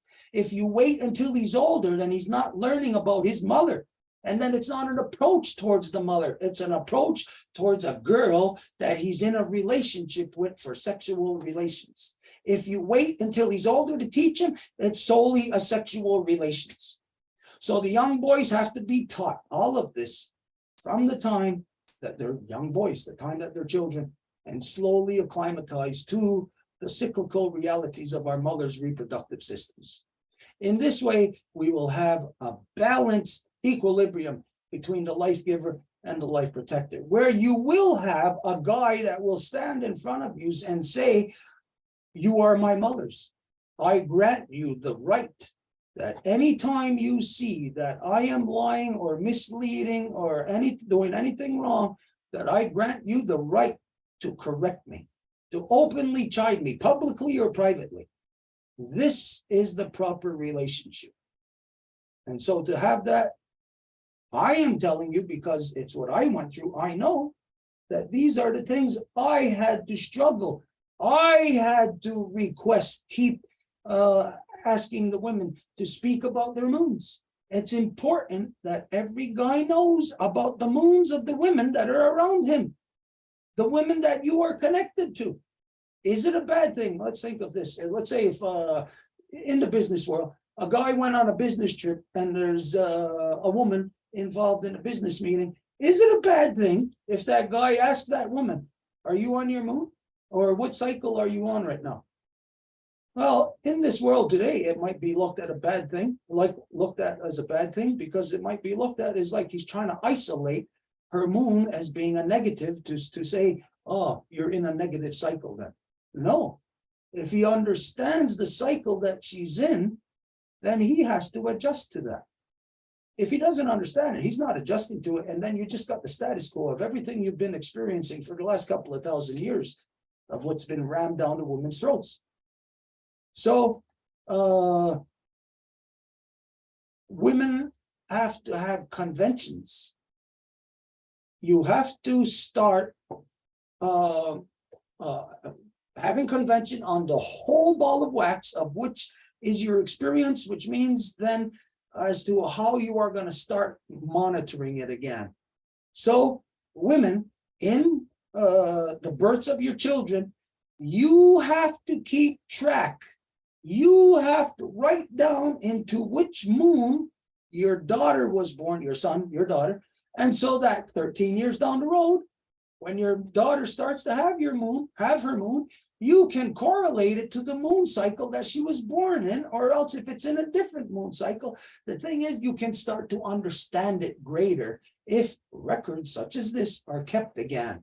But the only way to keep records like this is for the women to control back of their reproductive systems. It is, Stuart, they say that, well, it is said, my grandmother used to say, and my mother, if a young girl is born during the new moon, then a normal cycle of having her moon time should be during the new moon. And if she is born during the full moon around that area, then her normal cycle should be the full moon. Because don't forget that sometimes young girls don't have their cycle when they're supposed to. But this is very easily fixed. I mean, this is very easy to bring back the regular cycle of the young girl. This is why I'm saying about like the example I gave about my son watching himself play, you observe. So as you know, a lot of girls, a lot of women bounce back and forth in between a new moon and a full moon cycle. Yep. So this is where keeping track, everyone together, keeping track of the moon that the person was born in, when they first started having their moons, and then every 13 moons from the moon, that's their starting moon, you look at every 13 moons, you'll start to see a rhythm within those 13. Within that one girl, it will, knowing that 13 is the spectrum, say left or right, 1 is right, 13 is left. So you look within that spectrum, her moon might move around from between 1 to 5 to 8 to 13. It might bounce back and forth like that, but to keep track of correlations from the time that the girl is born, which moon she's in, where does her first moon begin? And within 13 moons, where does it fluctuate? Where does it change? If it changes from new moon to full moon or something, or somewhere within there. To keep track of all of this is precisely what our people done. Because the life giver is the heart, the center of creation, the reality. She's the center of the household. She's the center of everything. And so her cycles must be completely understood in order for us to have a peaceful existence.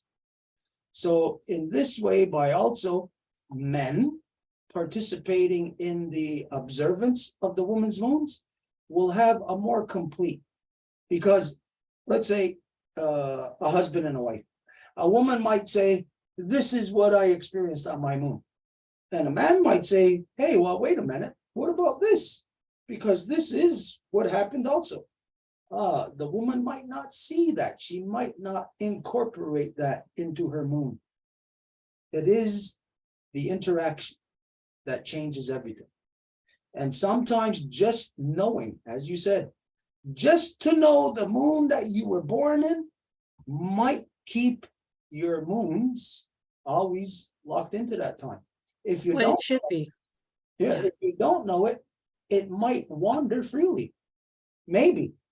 The thing is to start keeping record once again, to have this in the hearts and minds of the matriarchs within every strain.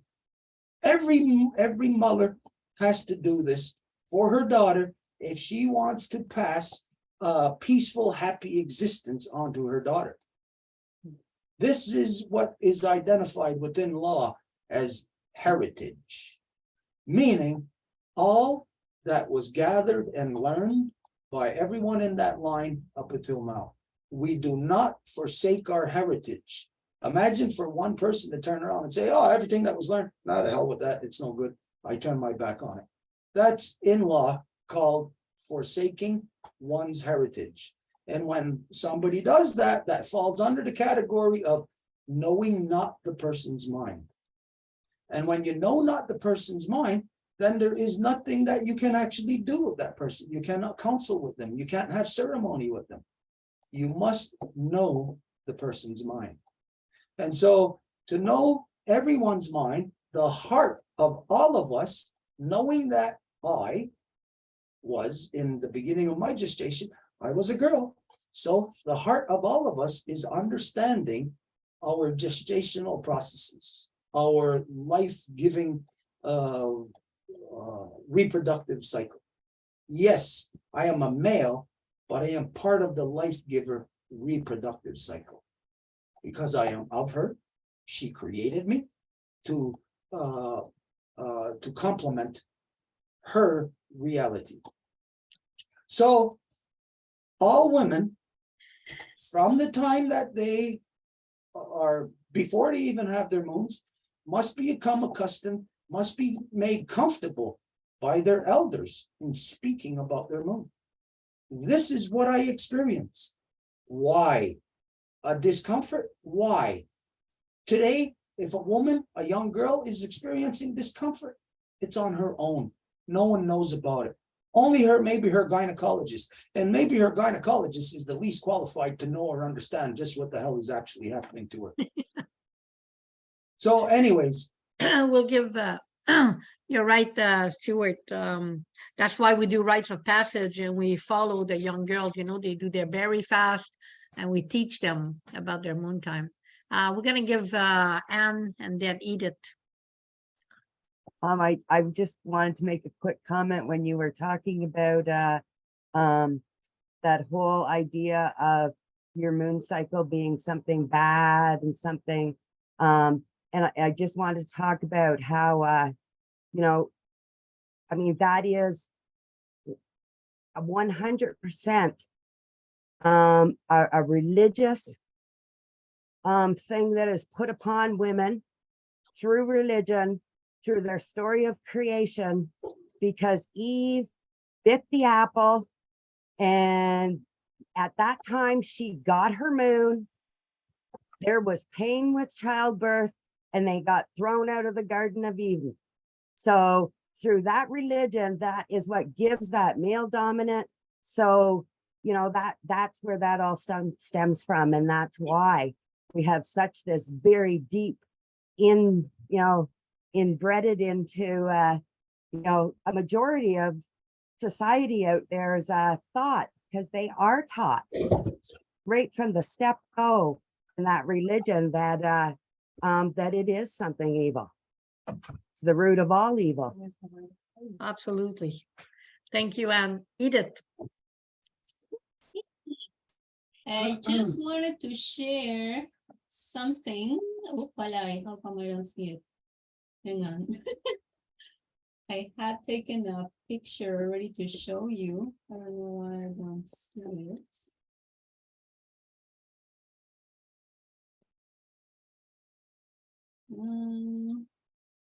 This one maybe? No. Well, for a strange reason, I cannot share it. I don't know why. Anyways, it's because the numbers will be something really that will be illustrating what I wanted to share. It's a note that I found on the newspaper, and it says that 69% of the biodiversity of the planet is being reduced. It's 69%. And it was a note that was, you know, I checked the newspapers online, so it was a note like that. And just besides, the note besides said, with no information, 69% of the people that have their menstruation. So it was just two notes, one besides the other, indicating a 69%. One saying that biodiversity is going down, and the other saying is that the women don't know nothing basically about their moons. So this like really, you know, spoke tons to me in the sense that, you know, we just came out from this COP15 in Montreal, and everybody's saying, oh, what we're gonna do for biodiversity, but the house cut into little pieces, the mentality has become of everybody, because most likely, exactly as what Anne said, you know, is once genocide is instilled, once genocide mainly upon women, because I mean, the genociders that came here from their religions first genocided the women back in Europe. So killing the moon comprehension out of us as life givers taking away all of that connection of what we are supposed to be for real, and that collectivity of life givers knowing that, and that knowledge that can be carried is like what is basically killing the planet. So, I mean, it's too bad that I cannot share it, because it's just like, it's crazy how the correlation is. So I just wanted to share that because, we speak a lot, the young girls have to know better. I mean, if I could speak about my personal experience, well, when we were in junior high, that's when we get our moons. Everybody was so shy about it, and everybody will be, like, did I get a dot? Because if you had a dot and you didn't see it, it will be like the total shame of life, like how come guys are gonna see you with that, So you really live with that shame because of that religion. And then, as Stuart was saying, when you get to that sexual interaction time, well, it's too late kind of like to correct whatever could have been taught properly since the beginning. So anyways, for me, it seems that really we want to tackle, like we want to save the planet. Well, we got to save the femininity, if we can say that word. We got to save the little ones that are completely lost, that don't know nothing about their moons. And as Stuart was saying, it's also the little boys that need to learn, because the other day I was in a class too, and we're talking about plants, but me, I always make links like that. So we started speaking about that, and the guys are the ones that are start going like, faces like, it's yucky or something. So how come the most sacred thing from which we all come from can be seen as a yucky thing by the little boys and the little girls? So yeah, I just wanted to share that. Thank you, Edith. Adrienne.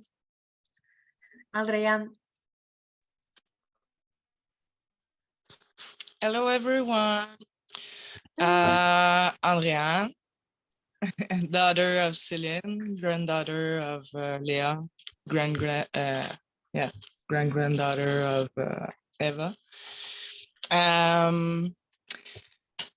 First, you were talking about moon. I'm on my moon actually, and it's quite, it's really abundant, but not so much painful. So it's all right. But I wanted to ask to Stuart if he saw a reference Inca have shared. We had a discussion about sacred numbers.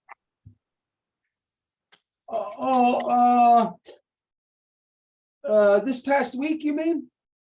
Just a couple of days ago? Yeah, like yesterday, I think.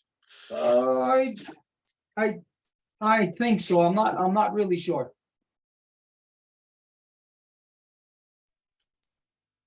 This was Okay, well, was it in Messenger or email? no, it was on my page, but I like tag you. Okay, no, I didn't get a chance to read anything yet. Okay. So we were talking about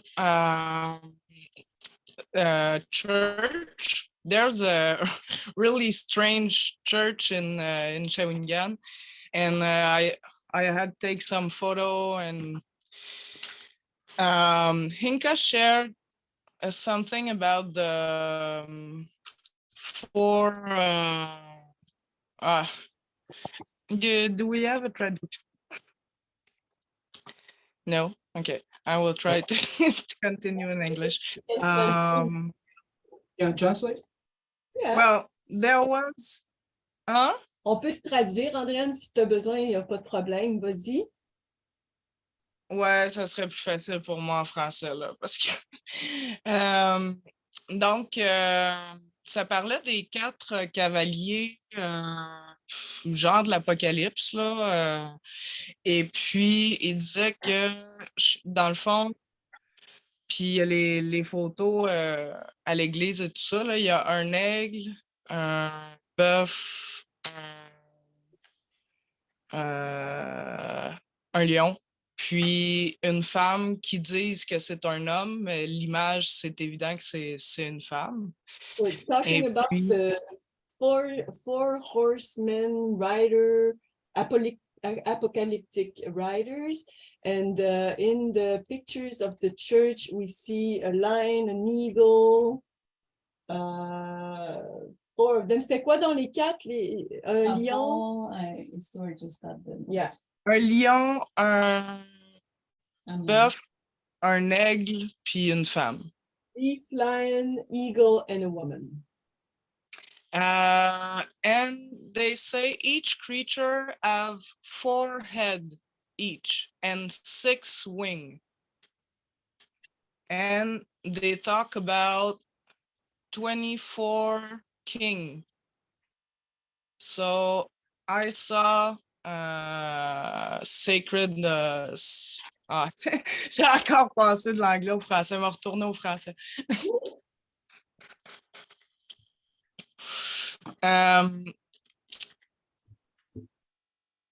Attends un peu. C'est ça, 24 rois. Donc, moi, je vois les mathématiques sacrées là-dedans, qui sont les complémentaires du côté autochtone, le 3, le 5, le 7. So they talk about 24 kings, but they also talk about the 3, the 4, the 7. So she's thinking about sacred mathematics. Like the 4 and the 6, le 4 et le 6 sont complémentaires au 3, 5, 7. The 4 and the 6 are complementary to the 3, 5, and 7. Et les 24 rois. Donc, s'il y a 48 chefs, titres de chefferie. And the 24 kings are complementary to that. So if there are 48 chieftainship title, then it's c'est complémentaire aussi, puisque 24 rois, c'est la moitié des 48 chefs. it's complementary too, because 24 kings is the half of the chieftainship titles. Donc, pour avoir un conseil qui serait équilibré entre les autochtones et non-autochtones. And to have a stable council and a balanced council between the non-native and the natives.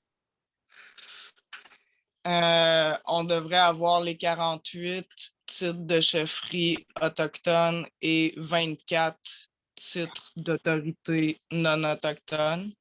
We should have the 48 chieftainship titles and the 24 on the other side of the native. And native talk first because you are the life giver's side. Tu le dis en anglais.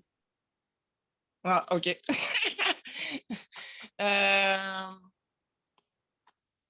And yeah, so non-native have to listen first in order to speak after.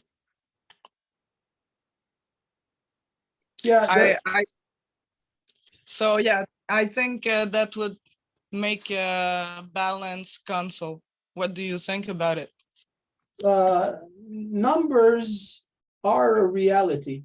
When we think of just say in computers, we know it's all just ones and zeros.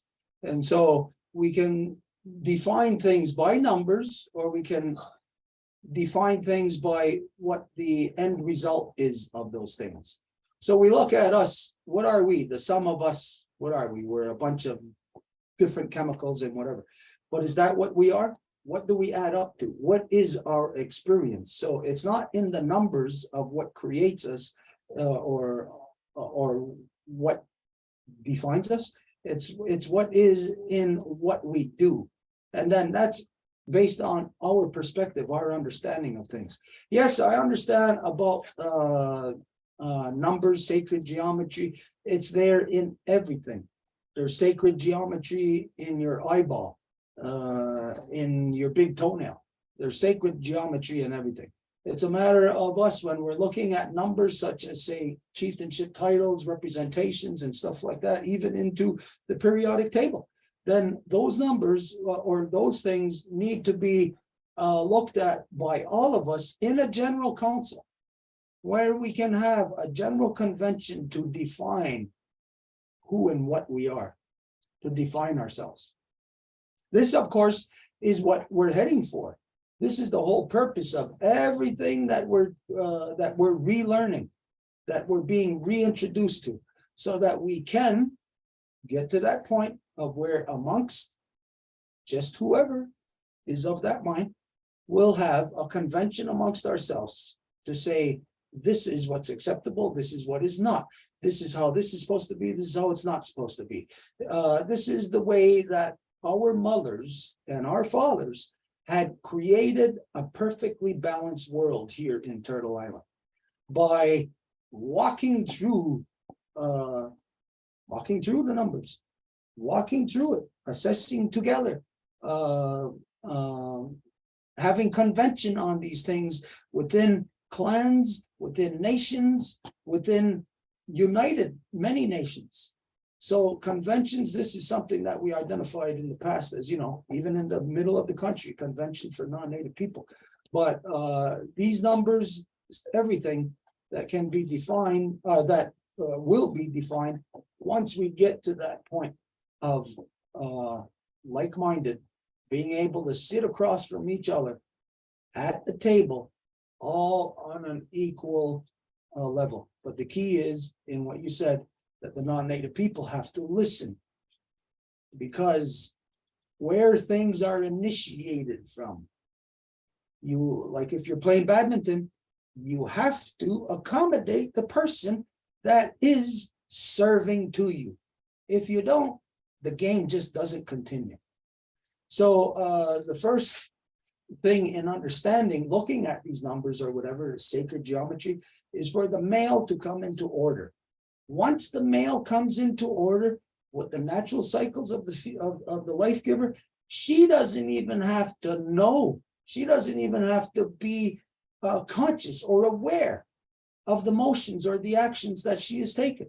As long as the male is in balance with her, is following her lead, then we are quite simply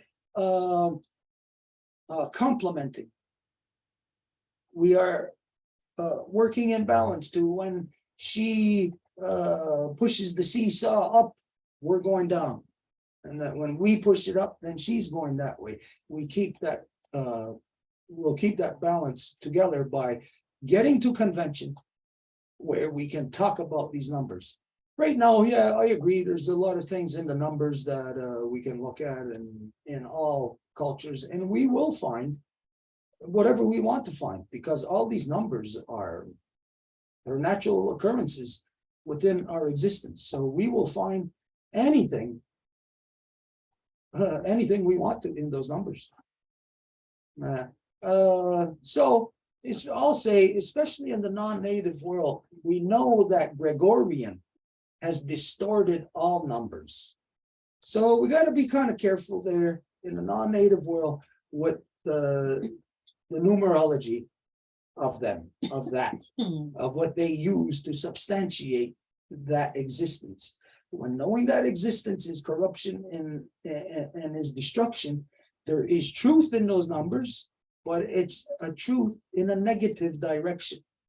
Yes, those numbers, understanding it that way, can in fact tear it apart. But the way that they understand those numbers cannot put it back together. Only the way that we understand these numbers here from within the great law of peace can it work conducively with those numbers. And this, well, we can say, it's not true. Well, we can just go on what the status quo already is. Status quo has already shown us that the non-native has distorted the numbers. They, even in business, they're cooking their numbers all the time. Always cooking the books. There is always something up their sleeve. There is always something that they're hiding. Some wool they're trying to pull over somebody's eyes. So be careful with those numbers right now in the non-native world. Yes, there will be a certain amount of reality to it, but then there's the reality of it being a negative reality, not a positive reality that's conducive, only a reality that tears it apart. So yeah, let's be careful with those numbers and understanding that. Let's first learn how to walk in balance, in life, in love, learn of law, and then we can start to decipher from the understanding of law. Coco Francine's gotta leave, but she had a little comment to do before. Okay, well, if you gotta leave, then let's just close this up. Well, she wanted to say something. No, I'm saying for you to close it up. Say what you gotta say, and then you do the closing. You talking to me, Stuart? Yeah. Okay, yeah. I just wanted to say that just to finish with the, premenopause and menopause topic. What I was saying earlier about PMS, this stupid thing, and all this advertisement around that. Well, you have to also be mindful about all the advertisement concerning premenopause and menopause. Sometimes just reading all these things affects your way of thinking, like hormonal therapy, which is so dangerous for breast cancer and all these other things. And, you could read online, all the symptoms, and don't forget, symptoms means disease, and menopause is not a disease. So, even if they say, you're gonna gain weight and it doesn't mean all this is gonna happen. These are things that are just written just to sell more products and to sell more.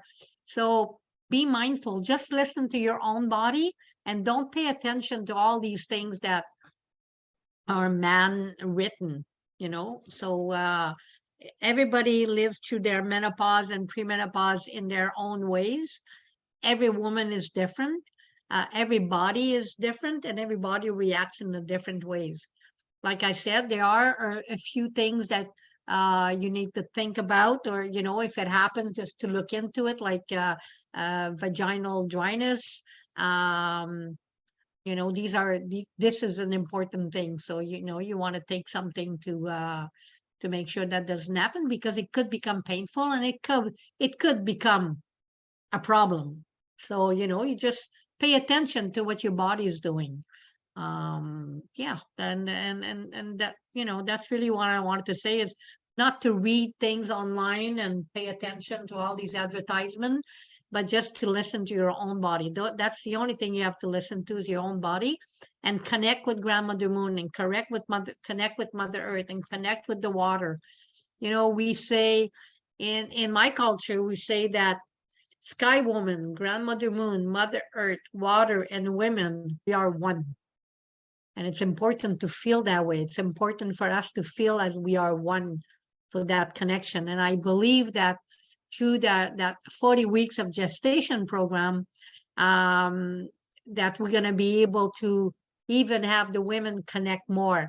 And one last thing before I finish is, I almost beg you, if you have young girls in your life, if you have young little girls, daughters, granddaughters, great-granddaughters, and grandsons and great-grandsons, you need to teach them. It is our responsibility to do that. We never have enough of these young women coming to circle. Bring them, even if they play around. We had a little girl at the solstice ceremony there. She was playing in the snow and she was having fun, but she was still listening, right? She was there.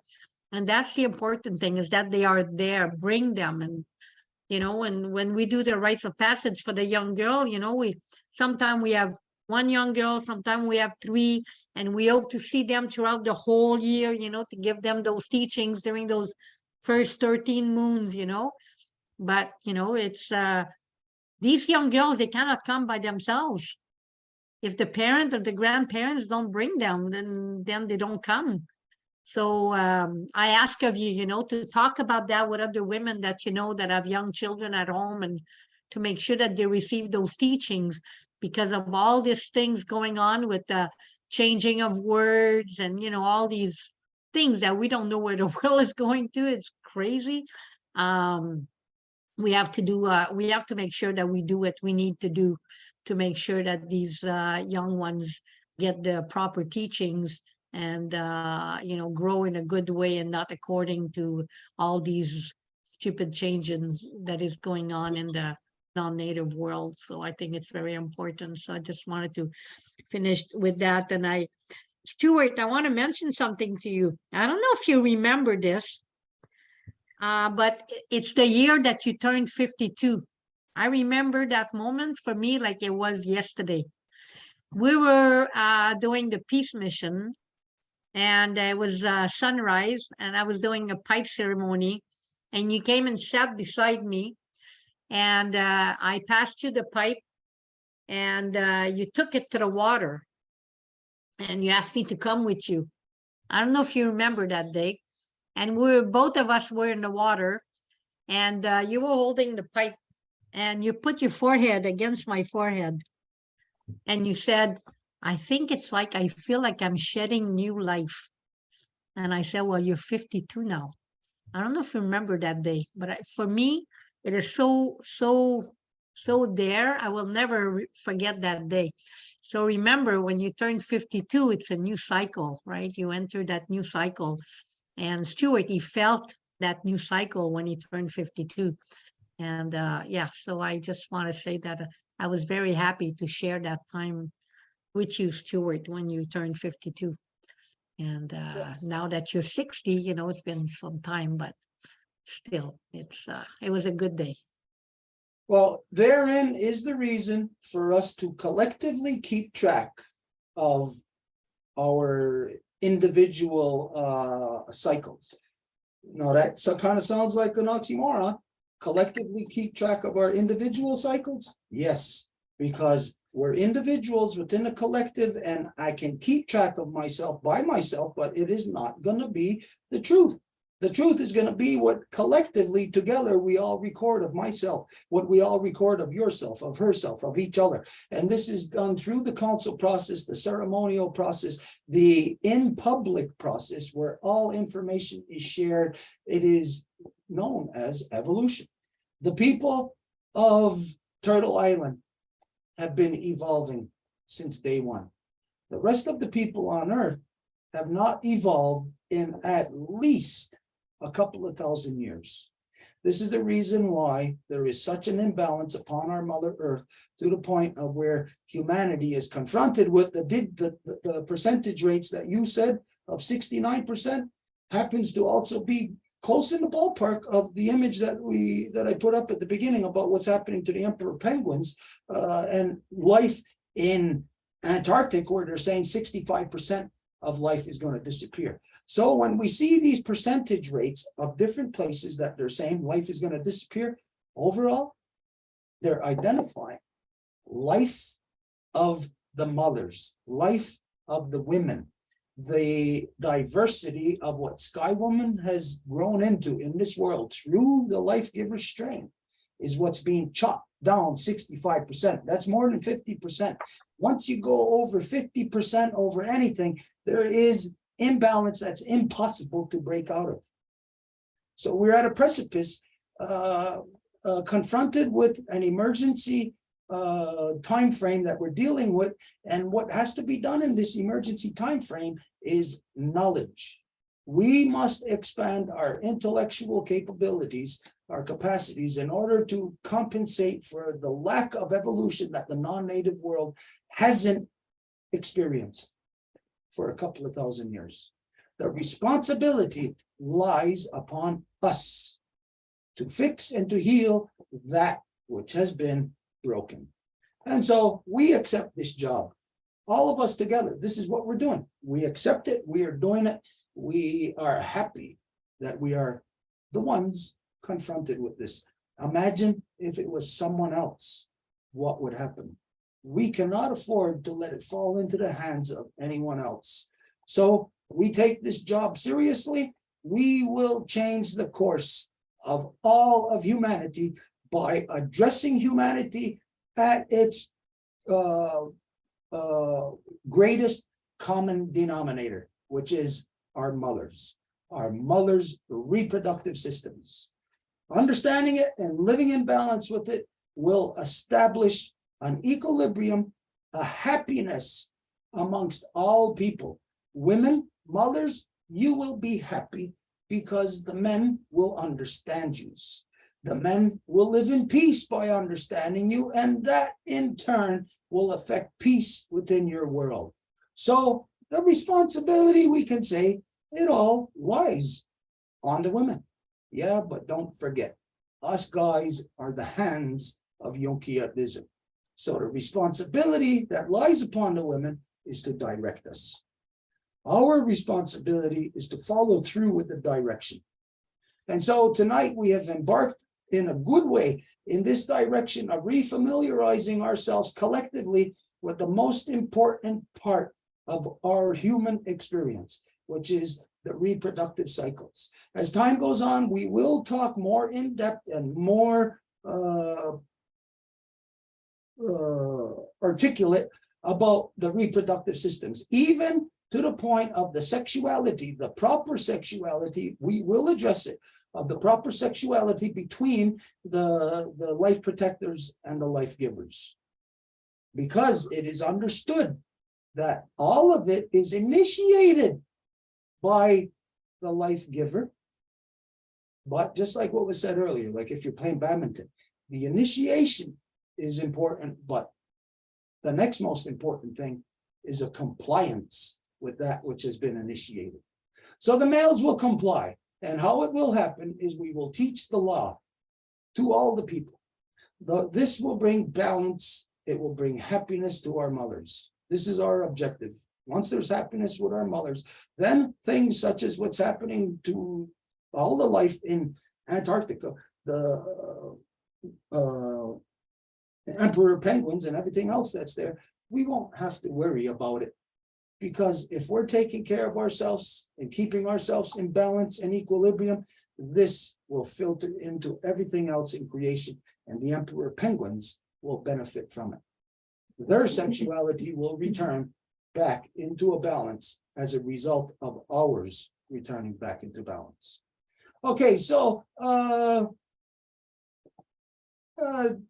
you want to do the closing? Francine? Sorry. Yeah, absolutely.